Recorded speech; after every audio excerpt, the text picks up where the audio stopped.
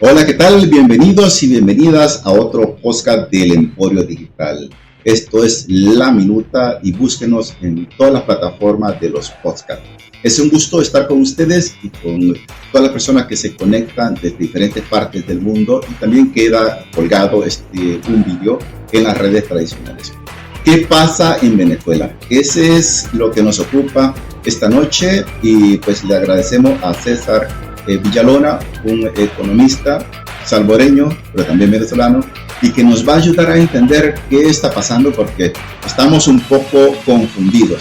Venezuela es uno de los países importantes en América Latina, pues son alrededor de más de 30 millones de habitantes, casi 5 millones en su diáspora. El último reporte que he leído de Trading Economy, la tasa de desempleo del 5.9, ya nos lo va a confirmar nuestro economista, está en 2023. Y bueno, se han dado votaciones, ya tenemos casi una semana de lo que pasó en Venezuela, y a nivel internacional, al menos aquí en Europa, se imaginarán un tráfico de información por todos lados, y la extra mayoría le da el apoyo a la oposición, ya sea todos los gobiernos de Europa, ya sea todos los medios de comunicación de Europa. Queremos saber qué está pasando al otro lado del Pacífico y del Atlántico, al otro lado del charco. Por eso hemos invitado a nuestro amigo, que ya es la segunda vez que está con nosotros. Bienvenido, César, muy amable por aceptar nuestra invitación. Muchas gracias a ustedes por la invitación. Un gusto estar con ustedes.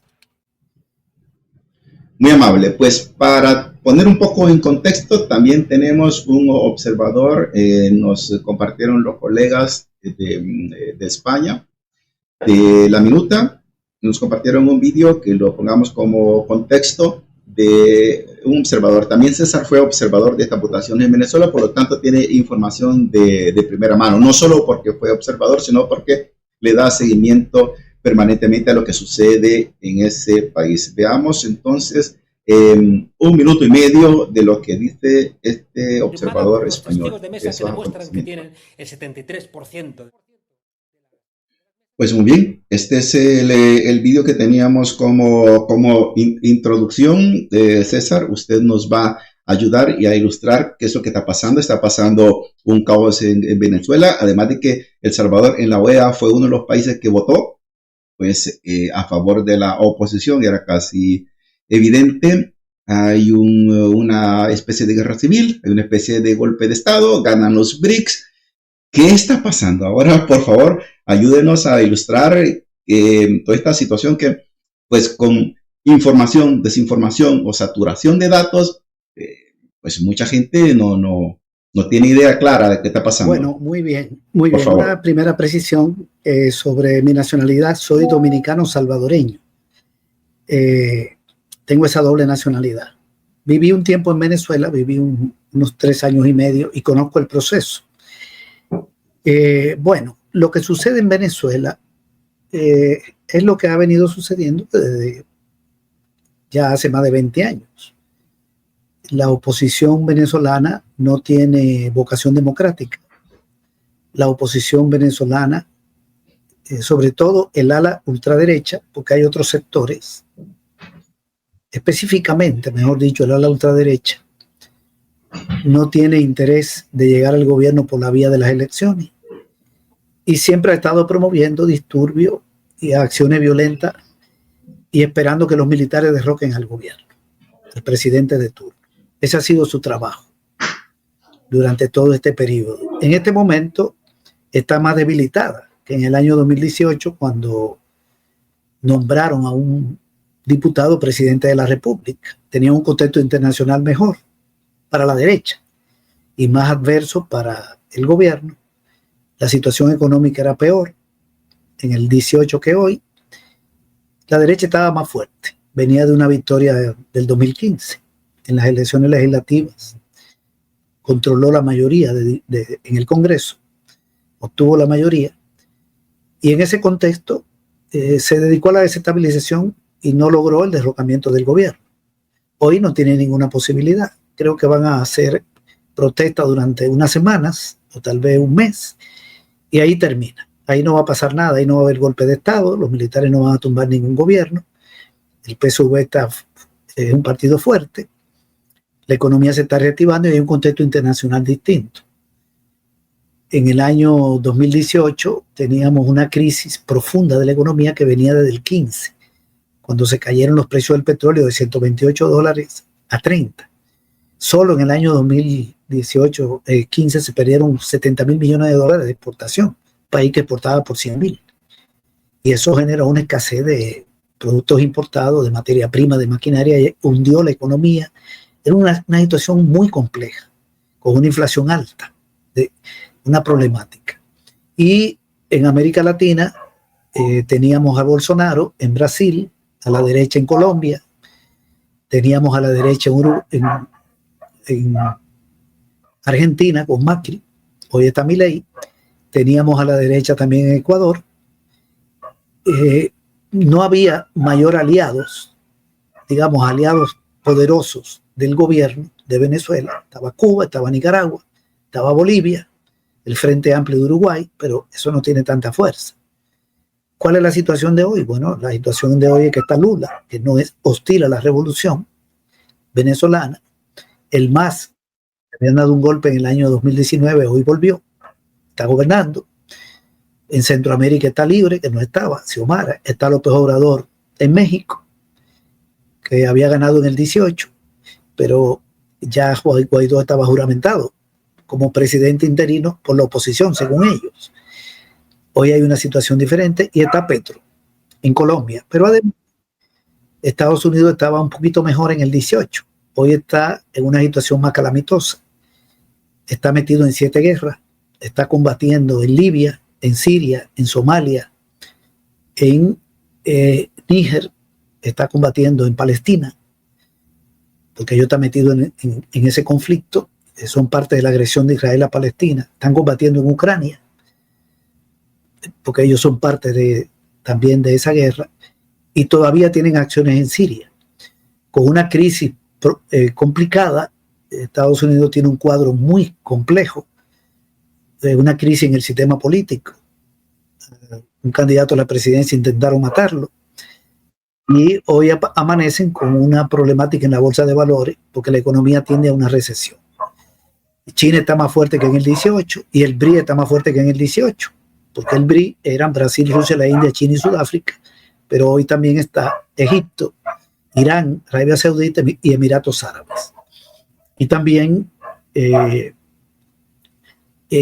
hay otro país, hay un país de África que entró, que no recuerdo bien, me confundo a veces con el país africano, pero son 10, ya no son 5.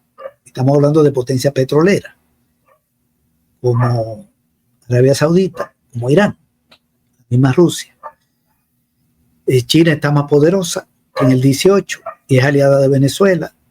La India es la economía 5 del mundo, dejó atrás ya a Francia, Inglaterra, y va por Alemania y por Japón, es parte del BRICS.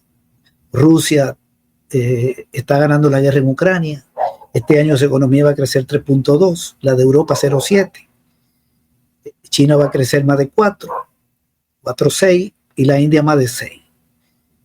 Hay un mundo distinto, un mundo donde hay un mayor declive de los aliados de la ultraderecha venezolana, que son el gobierno de Estados Unidos, la derecha continental, que ya no tiene a Bolsonaro gobernando en Brasil, no tiene a la derecha gobernando en Colombia, ni gobernando en México y en otros sitios. Ni siquiera tampoco está gobernando en Honduras. Y Europa, que es un continente estancado y que va de salida, está siendo desplazado. Solo China supera toda la producción de la Unión Europea junta. O sea, China como país tiene un Producto Interno Bruto superior al de la Unión Europea. Estados Unidos también. Economías estancadas, que fueron los que reconocieron a Guaidó en aquella época como presidente, según ellos. Hoy la Unión Europea ha tenido un poquito de cautela. De manera que ahí no va a pasar nada más que la continuidad del gobierno de Maduro. Ahora, hay que decir lo siguiente. Yo comencé planteando que la derecha venezolana no tenía vocación democrática. Quiero hacer un recuento breve de cómo han venido las cosas. Hugo Chávez ganó las elecciones en el año 98, tomó posesión en el 99. Y ese mismo año 99 se hicieron 3 consultas populares. Chávez llamó a un referéndum para elegir una constituyente, que hiciera una constitución. Una constituyente es un grupo de personas que le elige el pueblo y elabora una constitución.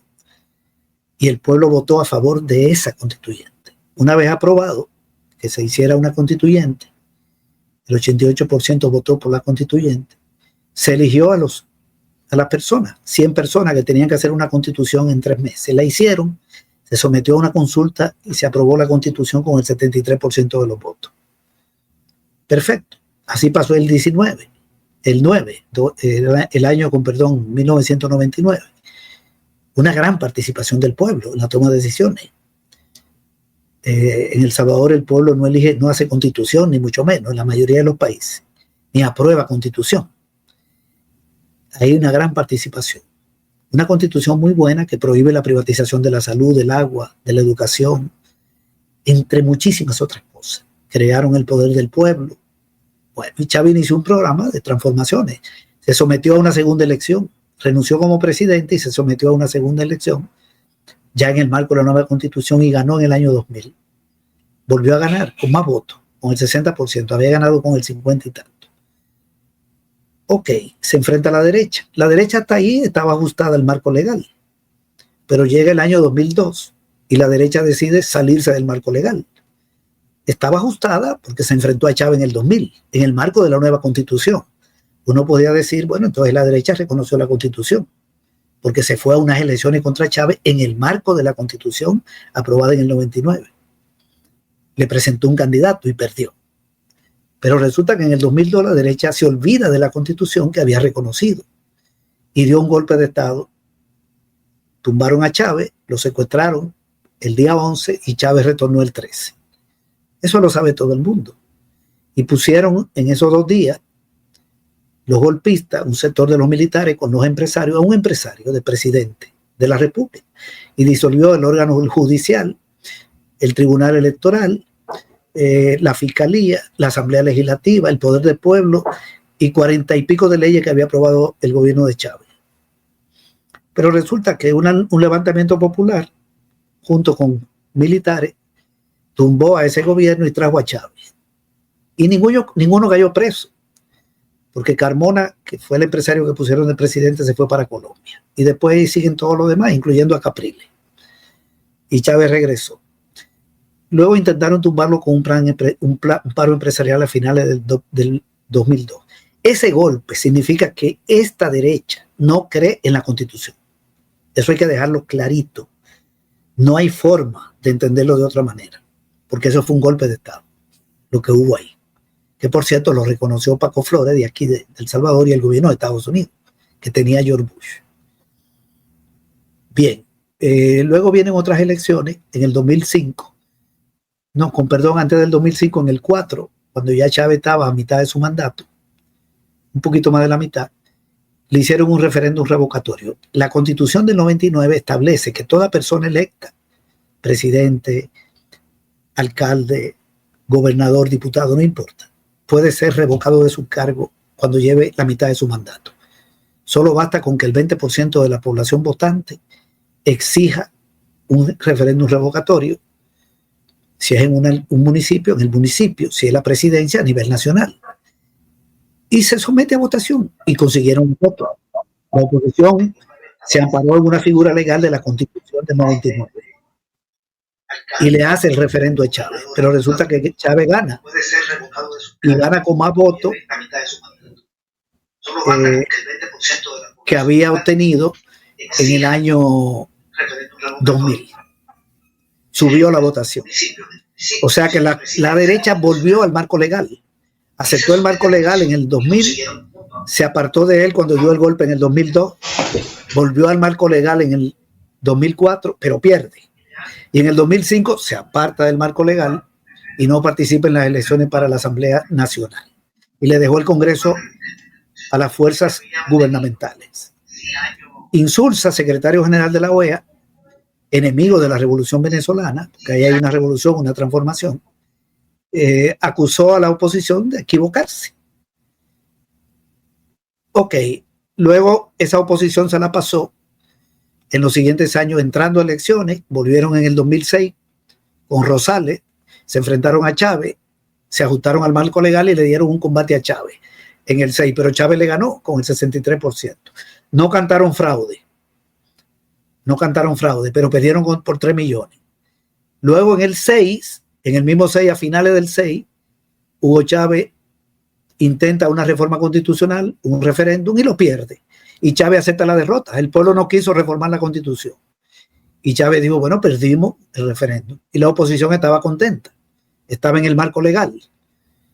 Luego en el 7 se hace una enmienda constitucional y ahí sí gana el gobierno. Yo no sé si se podría cerrar ahí, hay un micrófono abierto. Eso puse los ejemplos del 2000, entran, en el 2002 salen, en el 2004 entran, en el 2005 se retiran, en el 2006 participan, en el 7, ok, y así van. Llega el 15, en el 15 participan en las elecciones y ganan por mayoría la Asamblea Legislativa en un contexto de una profunda crisis económica que había en el país. Y el gobierno aceptó la derrota. El PSV aceptó que no ganó las elecciones para la Asamblea Legislativa. La Asamblea Nacional y la derecha tuvo mayoría de diputados. En el 15 volvió a entrar al marco legal. Pero resulta que no consigue la firma para hacer un referéndum revocatorio a Maduro. Podían hacer un referéndum revocatorio en el 16, porque Maduro ya tenía 3 años. Chávez muere en el 13 y Maduro hereda, se hacen unas elecciones y Maduro le gana a Capriles. Chávez le había ganado a Capriles y después le gana a Maduro. Pero en el 16 vuelven a irse a la ilegalidad, porque no buscan los votos para el referéndum revocatorio y acusan al Tribunal Electoral de bloquearle la firma. No buscaron la firma, tenían una mayoría abrumadora. Y en el 16 Maduro convoca una constituyente que la puede convocar porque la puede convocar el presidente de la República.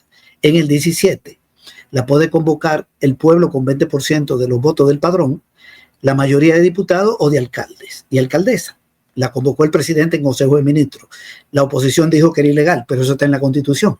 Eso responde a uno de los artículos de la Constitución que aparentemente ellos ya reconocen porque fueron a las elecciones del 6, a las elecciones del siguiente, a las elecciones del 12 contra Chávez, Capriles, a la del 13. Bien, pero entonces se apartan y dicen que ese referéndum no es legal, a pesar de que está contemplado como un mecanismo en el artículo 348 de la Constitución. Y se crea una constituyente, y la constituyente, que está por encima del presidente de la República, del Congreso y de todos los órganos, adelantó las elecciones del 18. En el 18 no participan, un sector de la oposición participa y Maduro gana con el 67%. No lo reconocen, vuelven a la ilegalidad, nombran a Guaidó en un parque y entran en una desestabilización. ¿Qué era lo que querían? Lo que ellos querían era que en el marco de una problemática económica, aislar a Venezuela con la OEA, con Estados Unidos, la Unión Europea, gobierno de derecha de América Latina, y pedirle a los militares que derrocaran a Maduro. Fue público el pedido a la Fuerza Armada para derrocar a Maduro. Y fue pedido el pedido de Corina a Estados Unidos para que invadiera con tropas. Eso ocurrió, eso lo sabemos. Solo hay que vivir en este mundo, porque todo eso es como ayer. Estamos hablando de cositas de ayer, que las hemos vivido. Todo el mundo sabe que Guaidó se nombró presidente y que lo reconoció la Unión Europea. Se fueron a la ilegalidad, pero resulta que Guaidó fracasa. Ahora vuelven a la legalidad. Ahora entran de nuevo. Vienen las elecciones del 28 y la oposición participa. ¿Pero por qué participa? Si ellos no reconocían a Maduro como presidente de la República. Su presidente era Guaidó. Y las elecciones se organizan en un contexto donde Maduro es jefe de Estado. El Tribunal Electoral la hace en el gobierno de Maduro, pero para la oposición Maduro no es presidente. ¿Por qué participaron? No participaron para ganar. Es parte de los vaivenes. Resulta que el golpe de Estado que querían que dieran los militares no lo dieron y Guaidó fracasa. El plan ahora era participar, pero no para ganar, porque ellos saben que no están en la situación de antes y saben que hay una reactivación económica en ciernes, hay una mejoría de la economía. No es la vuelta a hace 10 años, pero no estamos en el 19, no estamos en el 18. Venezuela está recibiendo 8.000 millones de remesas familiares que no tenía por la emigración que hubo. Los precios del petróleo se han mejorado y hay un abastecimiento importante de muchísimos bienes y servicios. Y hay una contención de la inflación. Entonces, no, en cuanto a eso, disculpe la interrupción, cuando ya llegamos al momento actual, aquí cabe una pregunta que nos hacen desde aquí, desde Milán. Dice, ¿debería Nicolás Maduro reorganizar su gabinete, su visión de gobierno y reorientar ese proyecto bolivariano que inició Hugo Chávez? Yo no me atrevería a dar opiniones sobre gabinete, porque yo no conozco si hay ministros competentes o no competentes. Eso yo creo que le corresponde a Maduro. Maduro tiene que impulsar un buen plan de gobierno. Inversión social, reducir la pobreza. Esa es su tarea, ¿verdad? Un gobierno eficiente. Pero yo no le puedo dar recomendaciones. Yo lo que sé es que ha mejorado la situación económica, están controlando la inflación y tienen una mayor entrada de divisas, que era el gran problema, porque ese país se vació de dólares por la caída del precio del petróleo y las sanciones de Estados Unidos, pero sobre todo por la caída del precio del petróleo, porque fue un desplome. Hoy tienen una situación mejor. La oposición participa. ¿Para qué? Para decir que hubo fraude. Volver a las protestas, como protestaron en el 14, como protestaron en el 17, volver a la protesta. Pedirle a la OEA que no reconozca a Maduro. Pedirle a Estados Unidos que no reconozca a Maduro. Es decir, volver al 18. Ya no hay imaginación, porque eso no tiene ningún sentido.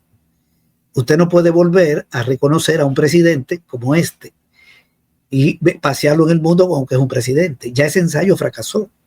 Estados Unidos lo ha hecho, pero eso no tiene ninguna lógica. Entonces, participan, pero ya está el expediente. Ese expediente ya se conocía. Primero era que las encuestas dieran ganador al opositor. Ya, las encuestas de ellos. Segundo, no reconocer los resultados. Tercero, pedirle a la OEA que no reconozca los resultados. Cuarto, pedirle a la comunidad internacional, no solo a la OEA, que sea la que tome la decisión sobre el futuro de El Salvador. Eso lo acaba de decir Corina Machado.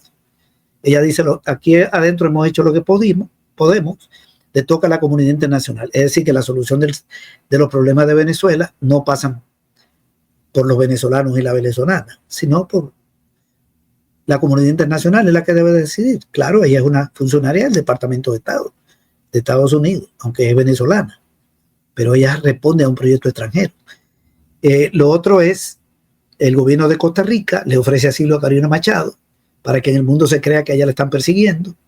Ella anda en la calle agitando a la gente, dice que se va a ir a la clandestinidad en consonancia con el gobierno de Costa Rica para mandar la imagen hacia el exterior de que hay una represión interna, y luego aparece en la calle, en este momento anda en la calle, y a lo mejor está esperando que alguien de su propia gente le dé la agreda para acusar al gobierno. Ese es un plan, que ya eso no tiene sentido, porque es lo mismo.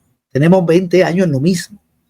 Entonces el gobierno de Maduro se va a afianzar y como decía, tiene otras condiciones diferentes a las del 18, pero además hay otro elemento, que el PSV decidió tomarse las calles, el partido de gobierno. Porque antes, cuando ellos hacían las protestas, lo que hacía el gobierno era cuartelar a la policía. Ellos se tomaban la plaza de Altamira, que es una plaza de una zona de ricos, y otras plazas en otros departamentos, estado de Venezuela, y se pasaban un mes con una plaza tomada, quemando llantas, ok, y la policía esperando, y el partido de gobierno no actuaba. Hoy se decidió que el partido va a lanzar su militancia a la calle, para no dejarle la calle a la derecha, y se han estado haciendo unas manifestaciones enormes, en motos, a pie, es decir, decidieron pulsear en las calles. Eso le crea a la oposición una situación más difícil, porque no tiene capacidad de enfrentarse al régimen, ni al partido de gobierno. Pero el partido de gobierno no lo está haciendo para ir a confrontar a donde está la derecha. No es una manifestación allí donde ellos están, es para darle una demostración de fuerza. Pero eso le genera miedo, obviamente, a la oposición. Ese es el contexto. Maduro va a ser presidente y va a continuar por 6 años. Eso es lo que viene. Eso es lo que viene. Por lo que vemos eso. Bueno, vamos desgraciadamente cerrando el espacio del podcast. Solo quería hacerle una pregunta en una de sus especialidades, que es la economía. ¿Cómo quedan las diferentes monedas? Porque también en Venezuela se manejan criptomonedas, entonces, y monedas fiat. No, en Venezuela tienen... ¿Cómo ve ese aspecto? Vamos a ver, en Venezuela ellos crearon una criptomoneda que era el petro, pero eso no es igual que el Bitcoin. El Bitcoin no es dinero, el petro era dinero, porque el petro es una moneda digital que puede emitir el Banco Central de Venezuela. El Bitcoin no lo puede emitir El Salvador, de manera que el Bitcoin no es moneda. Sí, no, perdón, cuando dice el Bitcoin no es moneda, usted no está de acuerdo con el Bitcoin. No, el Bitcoin no es dinero. Pues voy a dar una explicación técnica. El dinero, por favor, al menos estos minutos. El dinero tiene tres funciones en la economía. Una es unidad de cuenta, los precios se fijan en dinero. En Francia, los precios de los bienes y la tarifa de los servicios están en euros. En El Salvador están en dólares. Y en Costa Rica están en Colombia. En Nicaragua están en Córdoba. Aquí no hay ningún precio en Bitcoin, ni habrá precio en Bitcoin, de nada. Segundo, el medio de pago. Con el dinero se pagan salario en euro. En Europa pagan salario en euro. En México en pesos. Pensiones en euros, pensiones en pesos. Usted compra un bien en España y paga en euro, en medio de pago. El euro es medio de pago. Paga un salario, paga sus impuestos, paga un préstamo, paga una mercancía que compra en un supermercado. Aquí el Bitcoin no es medio de pago. Aquí no hay Bitcoin. Aquí ni el salario de Bukele está en Bitcoin, ni el de los diputados, ni la pensión. Eso no existe. Y tercero, el dinero es medio de atesoramiento o reserva de valor, es decir, se ahorra para crecer con los intereses. Aquí nadie tiene ahorro en Bitcoin. Puede haber un rico por ahí que lo tenga, pero además para eso no se necesita legalidad. No se necesita que sea legal. Entonces, aquí no hay ningún Bitcoin. Aquí lo que hay es dólares. El país está dolarizado. Okay. La pregunta es esta, un poco para cerrar este círculo de la criptomoneda. El futuro de las criptomonedas, ¿cuál podría ser? Ninguno, porque no son monedas de curso legal, no la pueden emitir los bancos centrales. Una cosa es que el gobierno de El Salvador diga, vamos a crear una moneda digital, y crea una moneda digital y le pone el nombre que quiere. Le puede poner el Bitcoin salvadoreño, le puede poner el colón, pero es una moneda nacional emitida por el Banco Central. Al parecer China está haciendo un poco eso, ¿no? Una moneda. Eso fue lo que hizo Venezuela con el petro, una moneda digital. Pero el Bitcoin no es una moneda, porque eso no está emitido por ningún banco central. El dólar, nosotros estamos dolarizados, pero el dólar es una moneda emitida por el Banco Central, por la Reserva Federal, aceptada a nivel mundial por el Fondo Monetario, por el Banco Mundial, etc. El petro es una moneda venezolana porque la emite el Banco Central de Venezuela, que por cierto no tiene ningún peso. El país sigue con el bolívar, es la moneda. Y el dólar, que es la divisa, eso es lo que tienen en Venezuela. Aquí se podría crear una moneda digital, eso sería lo lógico. Decir, volvamos al colón, pero que no sea físico, sino que usted le paguen su salario a través del celular o de su computadora. De hecho, ya eso es así. Claro. Pero el Bitcoin no es eso. Que a lo mejor ni que el nombre sea Colón, ¿verdad? Porque no, el nombre. Pero la pregunta es, ¿por qué no ha funcionado esa moneda en Venezuela?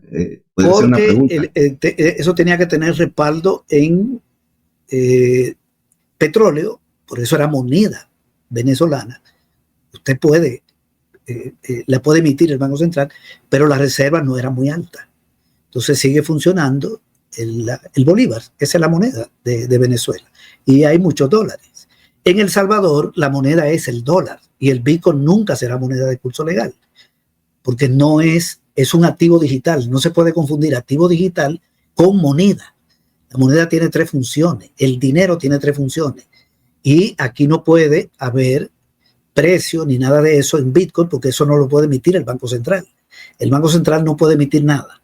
Nosotros estamos dolarizados, pero le pueden dar la función de emitir una moneda propia, que puede ser el colón, o le puede poner el nombre de Farabundo Martí, o le puede poner el nombre de Roque Dalton. Una autoridad monetaria crea la moneda que quiere y le pone el nombre que quiere. En Europa ahora se llama euro.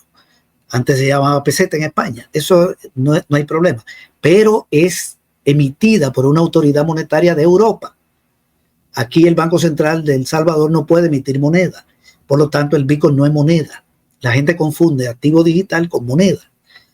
Hay activos digital que pueden ser moneda, como el petro, pero el Bitcoin no lo es. Entonces yo no puedo, si tengo Bitcoin, mandarlo para Japón y comprarle un vehículo a un japonés, porque el japonés no me va a aceptar el Bitcoin. Me pide el dólar, que está respaldado a nivel mundial. Estados Unidos. Entonces eso no tiene sentido. Aquí no se hizo para que fuera dinero, sino que se hizo para lavar dinero proveniente de fuentes ilícitas y para apuntalar la figura de Bukele en el exterior como que este es un país moderno. Eso es todo, pero el Bitcoin no va a existir aquí. Vamos llegando al final de este podcast. Lo quiero invitar para que nos acompañe un poco, porque en este quinquenio en El Salvador, el presidente de El Salvador ha dicho que es el año de la economía y que él va a sacar adelante la economía de El Salvador. Entonces nos gustaría saber si usted nos ayuda a entender con cuáles métodos esto podría funcionar. Así que por el momento le agradezco mucho y ojalá acepte nuestra próxima invitación para hablar acerca de la economía de El Salvador. Muchas gracias. Un fuerte abrazo.